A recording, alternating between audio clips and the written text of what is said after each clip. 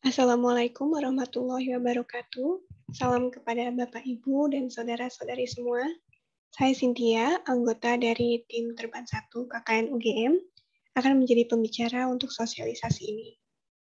Di sini saya akan menyampaikan materi mengenai penggunaan air bersih untuk keperluan rumah tangga. Jadi sebelumnya saya akan membahas terlebih dahulu mengenai air bersih, terutama alasan penting kenapa kita harus menggunakan air bersih dalam kegiatan sehari-hari. Jadi, menggunakan air bersih itu adalah salah satu perilaku hidup bersih dan sehat, atau yang dikenal dengan singkatannya PHBS, yang dianjurkan oleh Kementerian Kesehatan. Nah, kenapa menggunakan air bersih ini dianjurkan? Karena banyak manfaat yang dihasilkan dari menggunakan air bersih. Seperti misalnya dengan adanya air bersih, kebutuhan cairan dalam tubuh kita terpenuhi, lalu dengan air bersih juga kesehatan dan kesegaran tubuh kita dapat terjaga. Dan ketika menggunakan air bersih untuk kegiatan bersih-bersih, tentunya itu juga akan membantu memelihara kebersihan badan kita, lalu bahan makanan, alat-alat masak, dan makan. Dan tentunya ketika menggunakan air bersih juga, kita terhindar dari gangguan penyakit yang disebabkan oleh bakteri seperti diare, kolera, disentri, tipes. Lalu kita juga terhindar dari penyakit cacingan, penyakit mata, penyakit kulit, dan keracunan. Lalu dengan menggunakan air bersih juga, itu sangat membantu pekerjaan bersih-bersih, seperti bersih-bersih di rumah, di kantor, atau di lingkungan sekitar. Pastinya dengan air bersih itu menjadikan badan kita dan lingkungan kita lebih bersih. Nah, lalu di sini kita akan mengenali air bersih. Jadi ciri-ciri air bersih itu yang pertama, airnya bening atau jernih, dan pastinya tidak berwarna. Lalu tidak keruh, yang pastinya bebas dari kotoran seperti pasir, debu, lumpur, sampah, busa, dan sebagainya.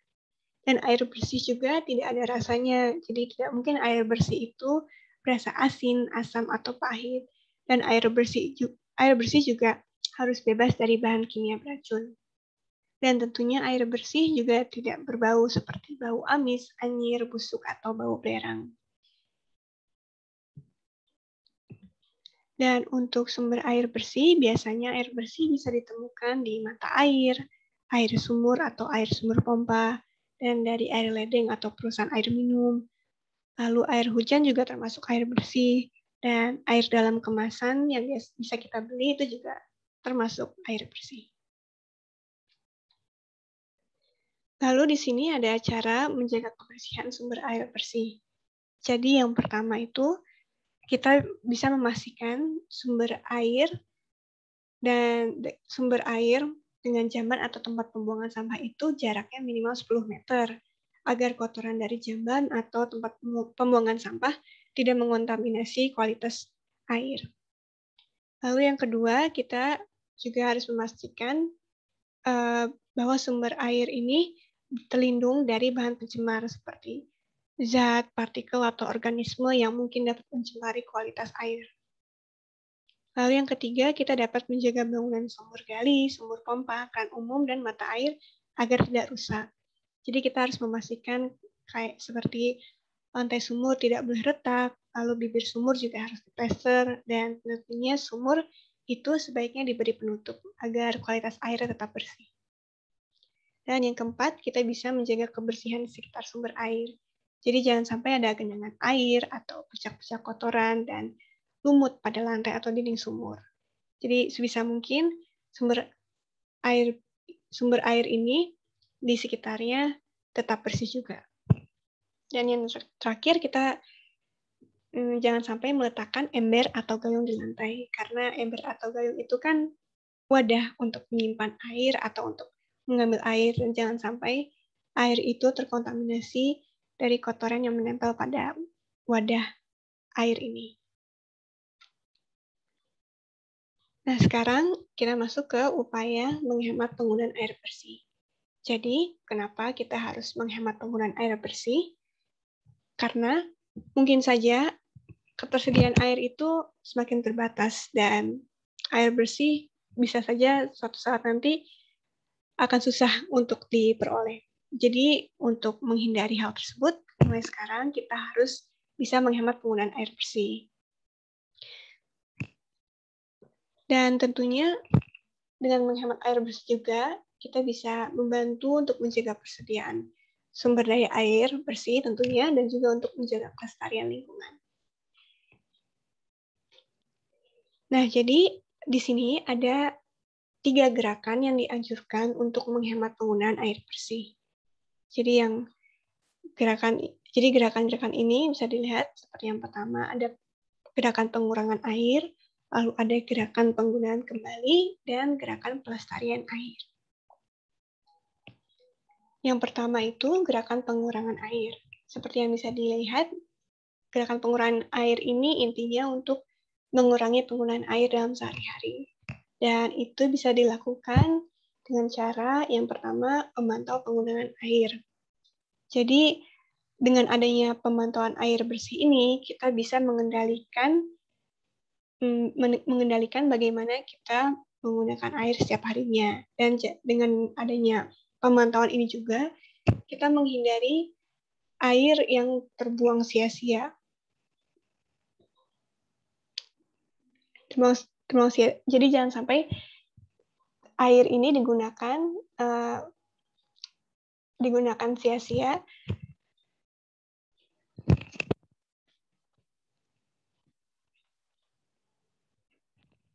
Dengan adanya pemantauan air ini, kita memastikan bahwa pemakaiannya itu terkendali dan tidak terjadi seperti halnya air keran yang luber di bak mandi atau penampungan. Jadi air ini benar-benar terpakai dengan baik.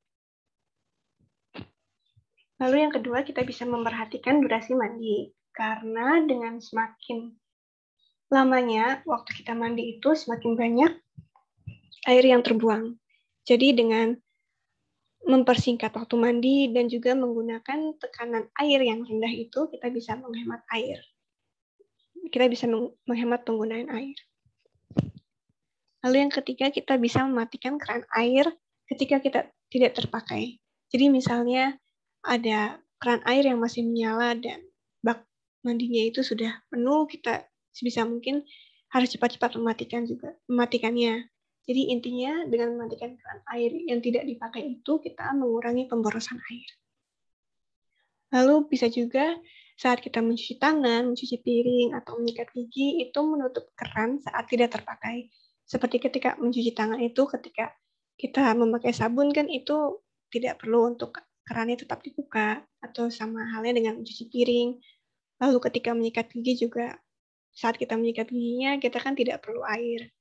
Jadi sebisa mungkin keran itu dibuka hanya ketika kita perlu menggunakan airnya. Lalu yang kelima, kita bisa menghindari pembilasan cucian berulang kali.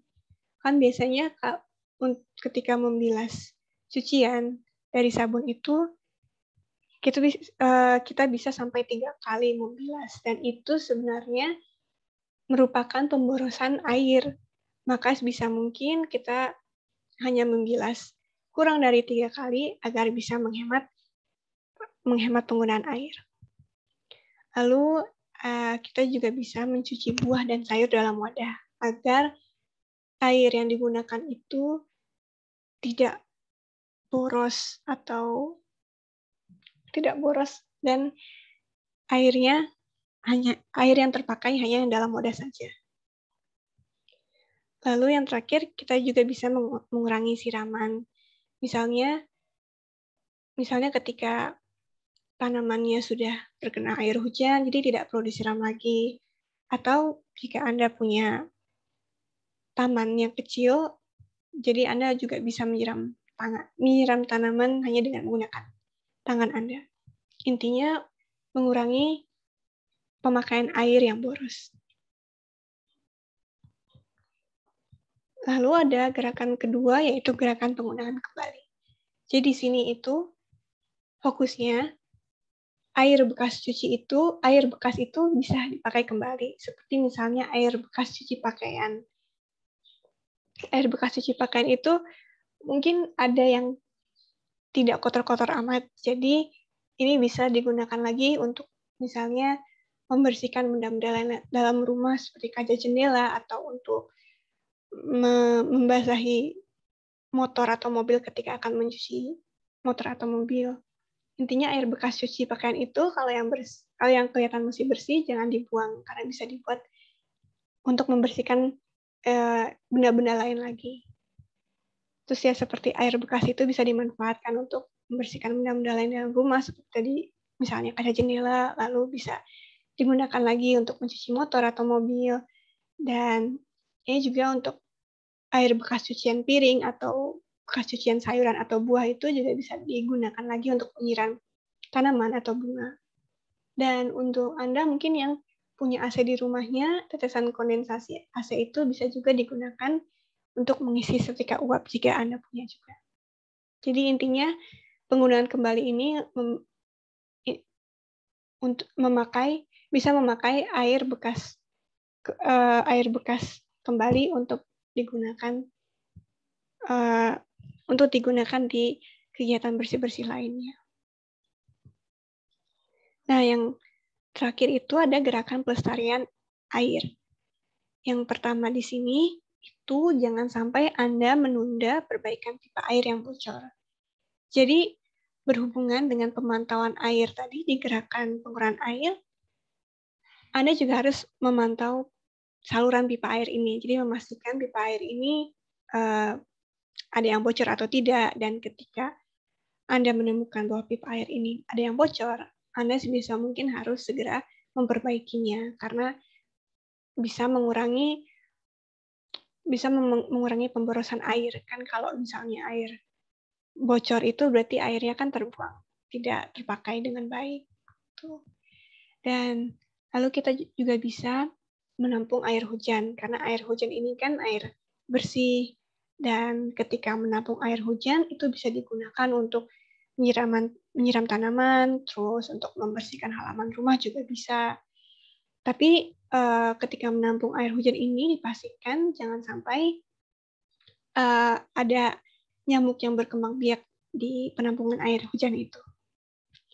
Lalu kita juga bisa menanam pohon, karena dengan adanya pohon itu kan di dalam tanah ada akar yang bisa menyerap air dan menyimpan cadangan air di dalam tanah. Jadi ini juga salah satu cara untuk mencegah banjir ketika misalnya musim hujan. Karena kan air semua terserap ke akar, ke dalam tanah jadi. Dan yang terakhir itu kita bisa membuat sumur resapan. Jadi fungsi sumur resapan itu untuk menampung dan menambah cadangan air tanah. Dan juga kan ketika musim hujan itu air itu bisa diserap juga di dalam sumur resapan ini, sehingga ini juga menjadi salah satu cara yang dapat menghindar kejadian banjir. Dan juga tentunya dengan adanya sumur resapan ini, air cadangan bisa sangat dimanfaatkan ketika musim kemarau. Nah, dengan gerakan-gerakan tersebut, itu bisa membantu kita untuk lebih menghemat dan menjaga penggunaan air bersih kita dalam kehidupan sehari-hari. Karena dengan menjaga penggunaan air bersih, tentunya kita berkontribusi untuk melindungi dan melestarikan lingkungan. Dan ini adalah sumber-sumber yang saya pakai untuk materi sosialisasi ini. Jika Anda ingin melihat sendiri dari sumber-sumber ini, silakan. Jadi sekian materi yang bisa saya sampaikan dalam sosialisasi ini. Semoga apa yang saya sampaikan bisa jadi manfaat dan Bapak, Ibu, dan saudara-saudari semua juga bisa mulai mengaplikasikannya dalam kehidupan sehari-hari. Jadi terima kasih. Saya juga berterima kasih atas waktu yang telah diluangkan untuk mendengarkan sosialisasi ini. Saya pamit. Wassalamualaikum warahmatullahi wabarakatuh.